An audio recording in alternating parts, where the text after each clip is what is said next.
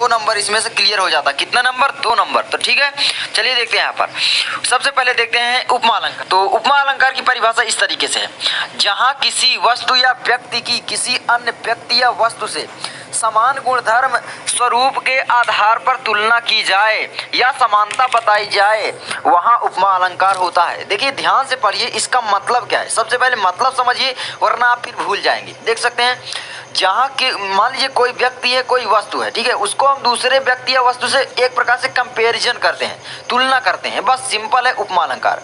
उप का मतलब ही है तुलना करना, उपमा, ठीक है, मतलब दूसरे वस्तु से। तो दूसरे वस्तु या व्यक्ति से, जैसे मैं हूँ तो मेरी तुलना आप किसी दूसरे यूट्यूबर से करने लग जाए कि भाई वो यूट्यूबर इतना अच्छा है, इसके मुकाबले ये है। तो इस तरीके से, जैसे कि मान लीजिए कुर्सी है, दूसरे कुर्सी, मान लीजिए वस्तु है तो एक कुर्सी ले लीजिए या टेबल ले लीजिए या मोबाइल ले लीजिए कि भाई ये मोबाइल उस मोबाइल से ज़्यादा अच्छा है। मतलब इस तरीके से ये उपमा अलंकार वहाँ पर होता है, ठीक है। तो यही आपका, और ये आपका अर्थ अलंकार है तीनों, आप समझ लीजिए, ठीक है। अर्थ में यहाँ पर शोभा बढ़ाते हैं अर्थ की। और एक शब्द अलंकार होता है, आप जानते होंगे, यमक अलंकार जैसे था। तो यहाँ पर सबसे आपको अर्थ अलंकार ही पढ़ना है, ठीक है, 10 वालों के लिए। तो बहुत ही इंपॉर्टेंट है ये। देखिए, जहाँ किसी वस्तु या व्यक्ति की किसी अन्य व्यक्ति या वस्तु से समान गुणधर्म के आधार पर तुलना की जाए, उसका गुण भी अगर समानता बताई जाए गुणों में कि भाई वो उस लड़के से पढ़ने में उस लड़के के समान है, इस तरीके से कि भाई वो लड़के को उसके कितना आता है। अब बहुत सारे लोग बोलते हैं ना कि मुझको उसके इतना आता है या उसको उससे ज़्यादा आता है। तो वहाँ पर क्या हो रहा है? तुलना हो रहा है किसका? उपमा अलंकारी। तो वहाँ पर है, कहीं पर भी आप ले लो, जैसे कि मैं वीडियो बना रहा हूँ और दूसरे जो वीडियो बनाते हैं उनसे मेरी तुलना करिए अगर, ठीक है। या ये पेन है और दूसरे पेन से आप मान लीजिए हो गया, आधार पर, वेशभूषा के आधार पर, ठीक है, मतलब स्वरूप मतलब वेशभूषा के आधार पर तुलना की जाए वहाँ, या समानता बताई जाए, वहाँ आपका उपमा अलंकार होता है, ठीक है। मतलब वेशभूषा समझ रहे हो, मतलब वेशभूषा का मतलब है देख सकते हैं यहाँ पर राधा के चरण कि इसके एकदम सिंपल उदाहरण देख सकते हैं। यहाँ पर राधा के चरण गुलाब के समान कोमल है। यहाँ पर आपका मतलब क्या है? राधा के चरण गुलाब के समान कोमल है का तुलना नहीं की गई कि भाई राधा के जो चरण है वो गुलाब के समान कोमल है, ठीक है। मतलब ये तुलना की गई है एक प्रकार से। जैसे कि हमें बोल दिया जाए कि भाई ये किताब, मान लीजिए ये कॉपी, ठीक है, या आपका इस पे कि भाई मेरी कुर्सी। तो देख सकते हैं यहाँ पर, ठीक है, यहाँ पर हरिपद कोमल कमल से, मतलब जो हमारे है अब के समान कोमल। आगे देखिए उपमा शब्द कहलाने वाला शब्द, जैसे यहाँ पर क्या है, मान और उपमेय में समानता की जाती है। और यहाँ पर गुलाब तो कोमल है ही है, तो बस वही गुलाब के समान कोमल है, तो वही आपका यहाँ पर साधारण।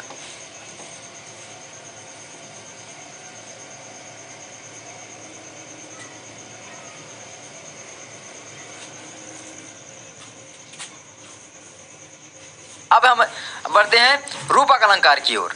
तो रूपक अलंकार हमारा इस तरीके से आप देख सकते हैं, बहुत ही आसान है इसमें भी। जहां उपमेय में उपमान का भेद रहित यानी अभेद आरोप किया जाए, मतलब भेद रहित का मतलब समझ रहे हो, भेद ना किया जाए, इसमें भेद ना किया जाए बस, ठीक है। जहां उपमेय में उपमान का भेद नहीं किया जाता वहां पर क्या होता है? भेद रहित आरोप किया जाता है, वहां पर रूपक अलंकार होता है। तो आप आसानी से इसको याद कर सकते हैं, 2 लाइन है, ठीक है। जैसे यहाँ पर देखिए, चरण कमल बंदौ हरिराई, ये एग्जाम्पल मैंने 3-4 एग्जाम्पल लिखे। जैसे यहाँ पर हरि जननी में बालक तेरा, चरण कमल बंदौ हरिराई, ये मैंने 2 बार लिख दिया था, फिर काट पीट नहीं किया, ठीक है, मतलब थोड़ा गलती से लिख गया तो माफ करना। आगे देखिए, मुनि पद कमल बंदित उभराता, मैंने बहुत सारे एग्जाम्पल यहाँ पर लिखे। एक ये सबसे मस्त एग्जाम्पल देख सकते हैं, उदित उदयगिरी मंच पर रघुवर बाल पतंग। दूसरा, विकसे संत सरोज सब हरसे लोचन भृंग। इसका है देखिए, चरण और कमल दोनों हैं, जननी का बालक हो, मैंने बता दिया के जो उदयगिरी मंच है,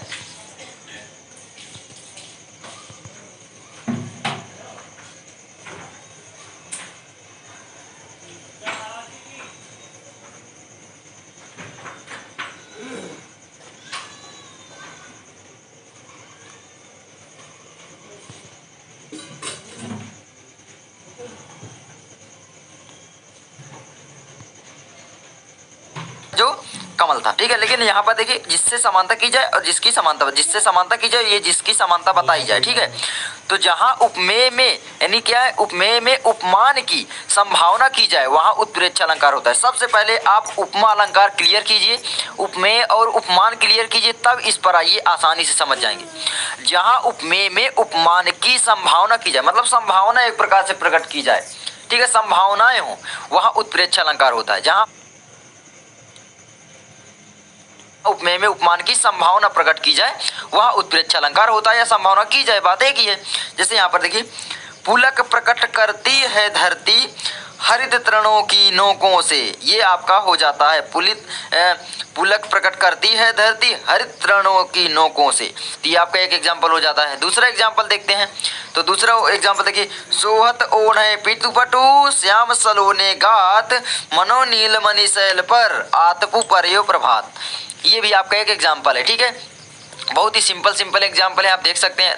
तीसरा देखिए, धाये धाम काम सब त्यागी मनहु रंक निधि लूटन लागी, ठीक है। तो आप ये देख सकते हैं भाई, देखिए यहाँ पर मनहु लिखा गया है, यहाँ पर गलती हो गई थी तो माफ करना थोड़ा, मनहु, ठीक है। ये देखिए इसका पहचानने की ट्रिक क्या है। तीसरी बात यहाँ पर देखिए, मैंने यहाँ पर लिखा है नीचे, मनु मानो जनहु मनहु जनु जानो आदि उत्प्रेक्षा अलंकार के वाचक शब्द है। वाचक का मतलब है कहलाने वाले शब्द, यानी हर एक उसमें मनु आएगा या तो मानो आएगा, जनहु आएगा, मनहु आएगा, जनु जानो, ये सब आते हैं। किसी भी एग्जाम्पल को आप देख लो, ठीक है। जैसे यहाँ पर मैं आपको दिखा दूं इसमें सभी में, ठीक है, मानो, ये देखिए मानो आया, मानो शब्द, यानी यहाँ पर क्या हुआ, उत्प्रेक्षा अलंकार हुआ। यहाँ पर आप देख सकते हैं मानो शब्द आ गया, ठीक है। अब आगे देखिए, मानो झूम रहे, वही आपका सोहत ओढ़े पितुपटु श्याम सलोने गात मनो, यहाँ पर मनो आ गया, देखिए मनो आ गया, यहाँ पर लिखा गया। ये कर लीजिए कि जहाँ उपमेय में और आप भेद थोड़ा कर पा रहे हैं, मतलब कि उसमें जैसे तुम्हारे कि आपको समझ में, मैं मास्टर वीडियो जल्दी लाऊंगा हिंदी की, जिसमें आपके 90+ मार्क्स